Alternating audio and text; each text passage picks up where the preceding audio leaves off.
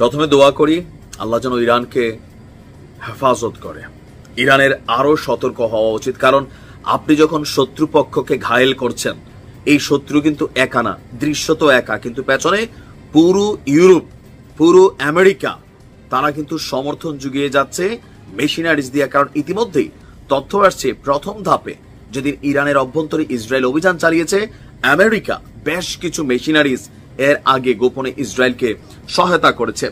এর পাশাপাশি মধ্যপ্রাচ্যে থাকা তাদের যে বিভিন্ন সামরিক ঘাঁটিগুলো, সেখান থেকেও ইসরায়েলি যুদ্ধ বিমানগুলোকে রসদ সরবরাহ করা হয়েছে। এই যখন অবস্থা, যখন ইরান একের পর এক ব্যাটিং করে যাচ্ছে, ইসরায়েলকে চুপ বসে থাকবে না। দর্শক, ইরানের জন্য খুবই খারাপ একটা সংবাদ। তবে আমি মনে করি ইরান এটাকে প্রতিহত করতে হবে, সক্ষমতা দেখাতে হবে। আজকে কিছুক্ষণ আগে ইরানের সামরিক স্থাপনার আশেপাশে